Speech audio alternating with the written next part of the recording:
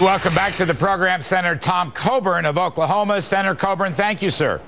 Good to be with you, Larry. Listen, I just want to focus on BP for a second with the president's Oval Office speech tonight.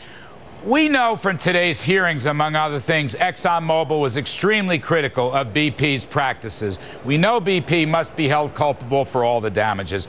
But I want to ask you, Senator, in holding them culpable, with proposals to suspend the dividend, to force them into this $20 billion escrow fund, which would be administered by some kind of White House appointee, is the administration and Congress violating the constitutional rules of law?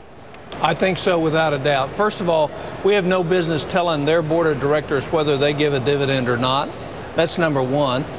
Number two, if we're going to create an account that Washington's going to run, I guarantee you most of the major oil companies run their businesses far better than we do and much more efficiently than we run America's business. And number three is some of this is going to have to go through a court of law. It's not just a slam dunk. They're going to be held culpable. All of us want them to be held culpable.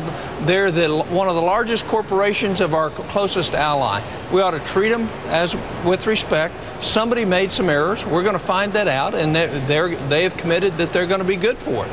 But I think for us to prejudge exactly what happened, and nobody knows exactly the facts yet, we'll find those out in the next few weeks, and then set up a system where we take care of it. But let me make one other point. We're getting ready to increase the tax on every barrel of oil that comes out of the Gulf, and then we're going to steal that money, which is supposed to be for cleanup, and we're going to steal that money to do tax extenders and social programs. Hasn't that happened in the past? That's an interesting point. I mean, absolutely. There are a lot of news stories out that this oil spill liability trust fund is attempted to be used for unemployment benefits and other transfers. That's exactly what they're going to do. And remember, it has supposedly $1.8 billion in it. There's zero money in it because the appropriators have stolen the money from it to use for other things already. So we're going to raise the tax to 43 cents per barrel, and then we're going to take that money and not spend it on oil cleanup.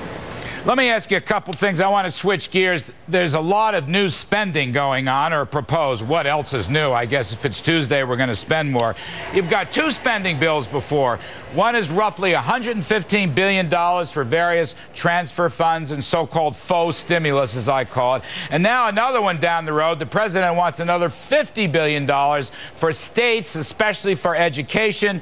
We've already spent $100 billion on education out of the original stimulus. What is the state of play? Will we ever stop spending? Will we ever cut the deficit? Will we ever not be Greece? Well, I think, first of all, we have a spending spill in Washington that's far in excessive of the Gulf oil spill. And until the American people change who's here, it's not going to change.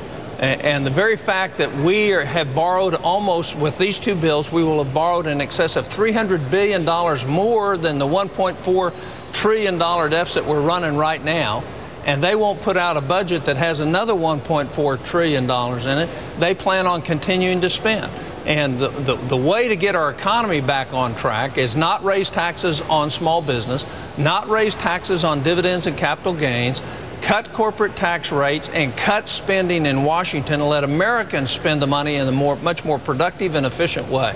You know, House Majority Leader Steny Hoyer, Democratic leader, he actually said, I believe it was Sunday, that there's spending fatigue in Congress in Washington. Do you notice, can you palpably point to any spending fatigue? I can't point to it other than he said that. What I can tell you is there's spending fatigue all across this country with the way we're mortgaging and undercutting the future of our kids. And I've been on this for 5.5 years. I'm not letting go of it. The American people are there way ahead of Congress. They know what needs to be done, and they're looking for leadership to get it done. Senator Tom Coburn, we thank you for your time, sir, very much. Good to be with you, Larry. Take care. Well, I'll tell you, music to my ears, there is no one better in the U.S. Senate than Mr. Tom Coburn, Dr. Tom Coburn. Anyway, coming up in the Kudlow Report, we await the president's Oval Office address on